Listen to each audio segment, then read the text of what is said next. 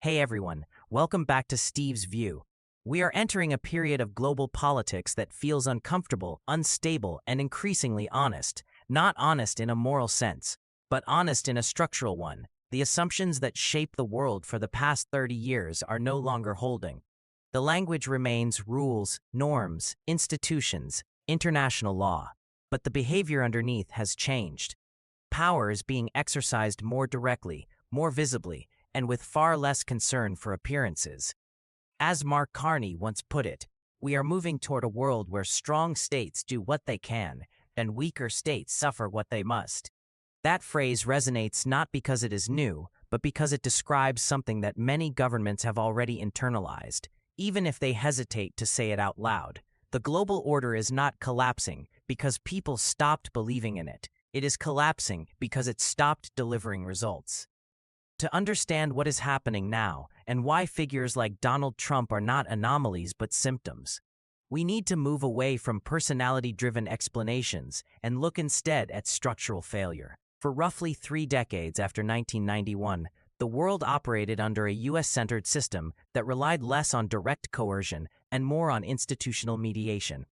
The United Nations, the World Trade Organization, international law, multilateral agreements, all of these formed a loose framework designed to manage conflict and facilitate globalization.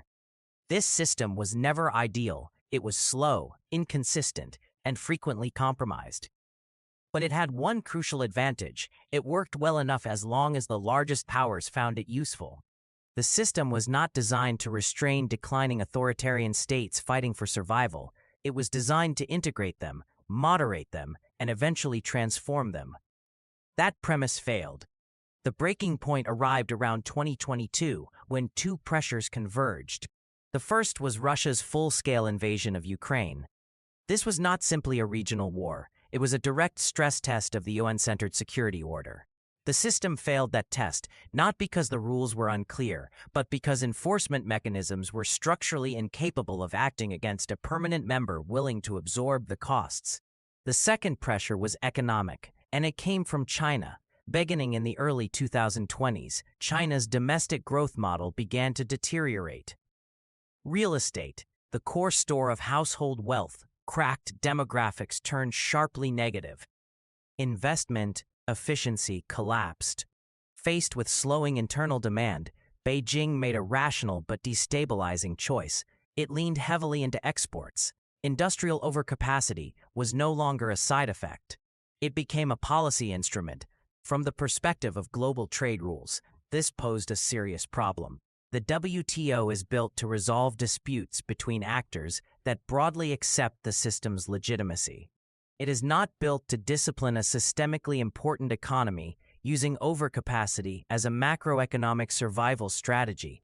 Together, Russia's military challenge and China's economic challenge exposed the same flaw. International institutions can manage friction, but they cannot enforce order when major states decide the system itself threatens regime survival. This is where many analysts misread the moment. They argue that China and Russia challenged the international order because they grew too strong. In reality, both acted because their margins for error were shrinking. In authoritarian systems, decline lowers the cost of risk-taking. When legitimacy erodes internally, external confrontation becomes more attractive, not because it guarantees success, but because inaction becomes politically dangerous. Russia's behavior fits this pattern. Domestic legitimacy pressures alone do not explain the invasion of Ukraine, but they consistently lower the threshold for war in systems where political survival depends on projecting strength. China's behavior fits it as well. Export-driven overcapacity is not a strategy of confidence.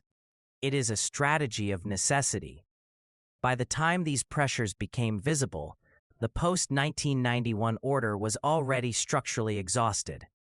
The Biden administration attempted to respond within the existing framework. It sought to reinforce alliances, elevate the G7 coordinate sanctions, diversify supply chains, and use moral legitimacy as a force multiplier.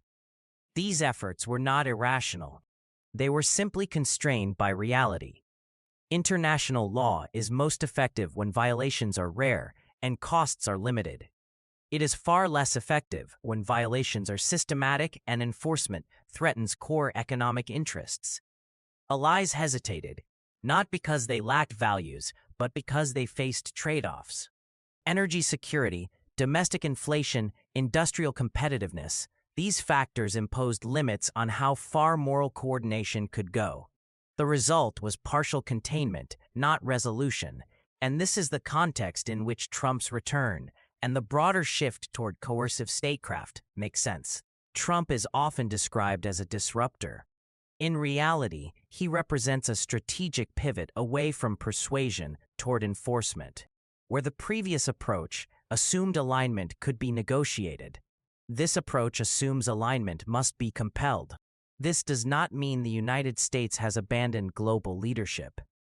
It means leadership is being redefined in more transactional terms. Under this framework, alliances are no longer unconditional. Security guarantees are no longer abstract commitments. Trade access becomes leverage. Compliance is rewarded, resistance is penalized. This explains why pressure is applied not only to rivals but also to allies. From tariffs on close partners to demands for increased defense spending, the logic is consistent. Shared values are insufficient without shared costs. This same logic explains the escalation in how Washington treats authoritarian regimes in the Western Hemisphere. Under the Trump administration, the United States crossed lines it had long avoided. It moved from sanctions and diplomatic isolation toward direct enforcement actions that treated figures like Nicolás Maduro not as untouchable heads of state, but as criminalized actors outside the protection of traditional norms. Similarly, Cuba re-entered strategic discussion not as a frozen Cold War relic, but as a regime whose long-term sustainability could be actively challenged rather than indefinitely managed. These moves are controversial. They are intentionally destabilizing. And they signal something important. The United States is no longer willing to tolerate norm-breaking indefinitely in regions it considers strategically vital. Critics often frame this shift as reckless or immoral. There is truth in that critique. Coercive strategies carry real risks. They strain alliances, provoke backlash, and reduce moral credibility. But they also reflect a recognition that the old enforcement mechanisms no longer function. This brings us to the question of what kind of order is emerging. The future system will not be a return to lawless chaos. Order is not optional in a globalized economy. Trade, finance, logistics, and security coordination require rules. What will change is the nature of those rules. The next order will be more explicit, more binary, and more demanding. It will tolerate less ambiguity about alignment. Strategic hedging will become increasingly costly. This will resemble Cold War-style bloc formation more than the post-Cold War system of partial alignment and selective cooperation, and this shift has profound implications for China. In the short term, periods of transition create opportunities. As U.S. pressure intensifies, some countries will hedge. They will signal openness to China, sign memoranda, expand symbolic cooperation. These moves will generate headlines and political noise. But they should not be mistaken for structural realignment. Advanced economies remain deeply dependent on U.S.-led security frameworks, financial systems, and technological ecosystems. China cannot replace these at scale.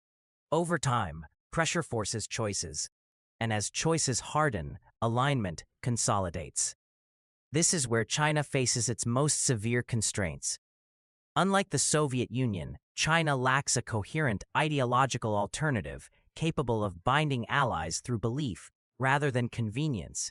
Its partnerships are transactional, asymmetric, and fragile. Russia is bogged down in war. Iran faces internal and external pressure. Venezuela and Cuba are economically brittle. Even Russia's alignment is contingent, not guaranteed. More importantly, China is entering this confrontation from a position of demographic decline, capital inefficiency, and limited trust. Challenging an order is easier than sustaining an alternative. As bloc dynamics solidify, China's export-driven model will face increasing resistance. Overcapacity that once fueled growth will provoke retaliation. Markets that once absorbed surplus will close or fragment. In this environment, China's strategic options narrow rapidly. This is why the emerging confrontation is unlikely to resemble a decades-long Cold War. It begins not at the peak of rival strength, but at a moment of structural imbalance. The irony is that the very pressures pushing China to challenge the system also limit its ability to survive prolonged confrontation. If and when this phase ends, the world will likely return to institutional governance, international law, multilateral frameworks, and rule-based coordination. But the composition of that system will change. Fewer chronic rule breakers will remain embedded within it. Enforcement mechanisms will be more explicit, and ambiguity will be far less tolerated. Destruction precedes reconstruction. Breakdown precedes reform. That is the pattern we are watching now. Thanks for watching.